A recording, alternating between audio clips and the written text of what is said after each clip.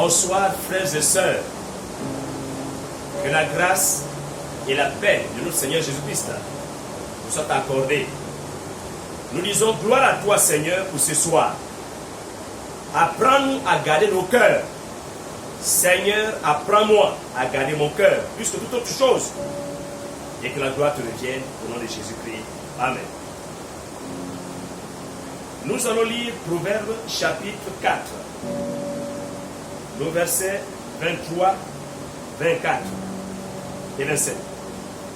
Garde ton cœur plus que toute autre chose, car de lui viennent les sources de la vie. Écarte de ta bouche la fausseté, éloigne de tes lèvres les détours. Que tes yeux regardent en face et que tes paupières se dirigent devant toi. Garde ton cœur plus que toute autre chose. De lui viennent les sources de la vie. De lui viennent les sources de la vie. Et le cœur, lorsqu'on demande de définir le cœur, bon, on va dire que si il dit où est ton cœur, chacun va taper son côté gauche avec la main droite, il dit voilà mon cœur. C'est vrai, c'est le cœur, c'est un muscle qui pompe le sang, qui nous distribue, qui mélange avec l'oxygène, et ainsi de suite. Mais le cœur aussi, c'est un lieu de choix où quelqu'un fait ses choix. Le cœur, c'est l'âme de quelqu'un. Quand il y a l'Esprit de Dieu, nous sommes sauvés. Et Dieu travaille notre cœur et notre caractère change. Le cœur, c'est l'objet de nos pensées. Le cœur, c'est quand Dieu le sauve, si on veut être sauvé, il faut croire à la parole de Dieu. Un jour, les disciples de Jean demandèrent aux disciples de Jésus, pourquoi mangez-vous sans vous être lavé les mains? Et au Seigneur de leur répondre que ce qui souille l'homme, ce n'est pas ce qui entre, mais ce qui souille l'homme, c'est ce qui sort. Car c'est du cœur de l'homme, dans le cœur de l'homme qu'on trouve les adultères, les fraudes, la malice, la méchanceté, et ainsi de suite, ainsi de suite. C'est ça qu'il faut laver. Il faut laver le cœur de l'homme. Mais manger sans être lavé les mains, ça ne souille pas l'homme. Mais ce qui souille l'homme, ce sont les pensées iniques, les mauvaises pensées qui sont dedans. Comment le voyons-nous? Mais on le voit par nos agissements, par ce que nous voyons. Parce que, à beau de cacher ce que tu penses, mais on le saura par ta manière d'agir. Si tu es bon, on va savoir par les bonnes actions.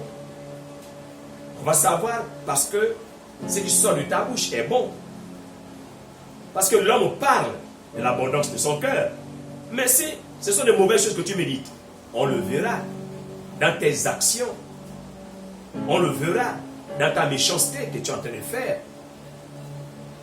Nous disions que jusqu'à un moment, on peut rendre responsable pour notre éducation, pour notre être, ton père, ta mère, ta famille, la société, ainsi de suite. Mais à un moment, c'est maintenant toi-même qui dois prendre le relais. Parce que ce que tu es, ce n'est que le reflet de tes pensées, le reflet de tes croyances. Et nous avons vu, en tant que pasteur, il y en a qui confessent tellement la parole de Dieu, mais qui ne la croient pas. Mais comment le savons-nous? Quand surviennent les problèmes, quand surviennent également les tentations, ou bien les combats, on n'y croit plus. On n'y croit plus comme mes enfants m'ont montré, j'espère que ce jeune homme-là, il s'amuse. Quand il va chasser les démons, maintenant quand il y a un gros démon, bon, les gens montrent une caricature d'un démon, hein, parce que un démon c'est un esprit. Mais ils montrent un gros quelqu'un, ils disent que c'est un démon, et qui vient là-bas et regarde, il dit je fuis, il fuit. Non, non, non, un vrai chrétien ne fuit pas. Un vrai chrétien, tu affrontes. Parce que tu dis ce que tu crois. Et c'est ça qui va t'amener le salut. Le salut ici, c'est la délivrance. Tu ne peux pas dire que tu crois en Jésus et tu fuis les démons. Non. Non. Il faut affronter les démons.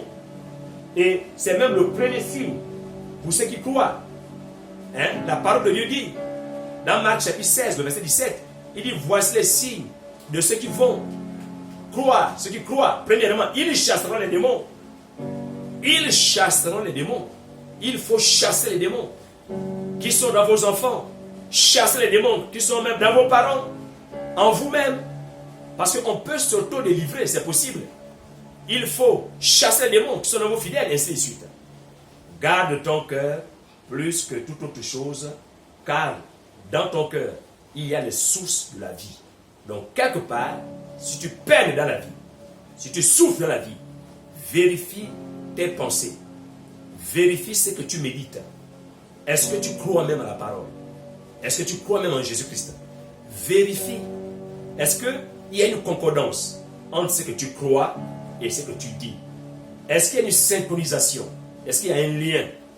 Est-ce que tu crois mordicus entre ce que tu crois dans ton cœur et ce que tu confesses de ta bouche? Celui qui maîtrise son cœur maîtrise la pensée. Celui qui maîtrise son cœur maîtrise la pensée. Il maîtrise ses émotions. Il maîtrise ses sensations. Parce que nous sommes dans ce monde, dans ce cosmos, la terre, le ciel, la faune et la flore. Mais chacun de nous a une certaine aura, une certaine influence. Chacun de nous a une certaine spiritualité. Ce qui veut dire que les problèmes viennent, mais pour que tu montres, comme diraient les autres dans un certain langage, de quel bois tu chauffes. Parce que nous sommes à l'ère où le Saint-Esprit a donné à chacun comme il veut. Nous sommes là dans 1 Corinthiens chapitre 12, à partir du verset 4. C'est le Saint-Esprit dans la diversité qui donne les dons à qui il veut. Et il faut y croire. Quand la Bible dit que le pauvre dit qu'il est riche, croit.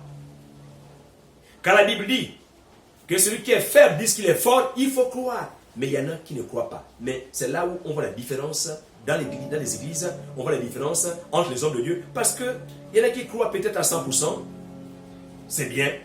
Mais il y en a qui croient à 1%, 50%, 30%. Mais ma prière ce soir est que toi qui me regardes, qu'il y ait une synchronisation entre ce que tu crois et ce que tu dis. Ma prière est que tu ne laisses pas rentrer dans ta tête n'importe quoi. Jésus a dit que c'est ce qui sort de l'homme, qui s'ouvre. Donc, c'est là-bas qu'il faut laver. Avant d'aller vers la fin, nous allons lire un texte. Nous allons lire un texte dans Philippiens, au chapitre 4, le verset 8. Je vais le réciter. Il dit ceci, que tout ce qui est bon, tout ce qui est digne de louange, digne d'approbation, tout ce qui est vertueux et tout ce qui est juste soit l'objet de vos pensées. Les pensées qui sont dans le fief du cœur. Parce que le cœur ici, c'est l'âme. Et l'âme, pour ceux qui ont fait un peu de théologie ou philosophie, c'est le siège de la conscience de l'homme. L'homme s'assoit dans l'âme, dans ses émotions, dans ses sentiments, dans ses pensées. Un chrétien ne pense pas à n'importe quoi. Un chrétien ne fait pas rentrer ce qu'il entend. Oh, le ça ne va pas. Donc, non, il faut analyser. Oh, la maladie, tu vas mourir. Non, ça c'est toi. C'est pas ce que Dieu m'a dit. Si ça me tue, mais gloire à Dieu. Mais j'analyse dans la prière. Oh, mais tu ne réussiras pas. Ça, c'est toi qui dis. C'est la société. Et la société, il y a ce qu'on appelle l'âme de la société. Ça, c'est ça. Et je fais partie. Donc, je peux amener mon modèle. Donc, ce que Dieu me dit, je crois. Parce que Dieu m'a promis les sources de vie. Les sources de vie, ce n'est pas les sources de la mort. Dans le cœur, il y a les sources de la vie qui me permettent de vivre, pas de mourir. Parce que même là, quand j'accepte le Seigneur, Jean chapitre 11 dit quoi? Il dit, celui qui croit en moi, dit Jésus, vivra, quand bien même qu'il sera mort. Donc, vous voyez que tout ce que je fais ici, c'est pour retrouver la prophétie de Dieu, la parole de Dieu qui doit s'accomplir. Selon laquelle, Éphésiens chapitre 1, le verset 3, qui dit, béni soit Dieu le Père, qui nous a bénis de toutes sortes de bénédictions spirituelles dans les lieux célestes. Attention, en lui, il nous a élus avant la fondation du monde pour que nous soyons saints et irrépréhensible devant lui. Donc vous voyez que depuis l'éternité, avant que la terre, le ciel, la faune, la flore ne soient, Dieu me connaissait. Que Dieu vous bénisse. Gardez votre cœur. Ne gaspillez pas votre cœur. Ne pensez pas n'importe quoi. Ne vous laissez pas influencer par qui que ce soit. Qu'il ait quoi, 50 doctorats, qu'il ait peut-être niveau CP1, CP2, qu'il soit riche ou pauvre. Ne vous laissez pas perturber par n'importe quoi. Gardez votre cœur. Que Dieu vous bénisse.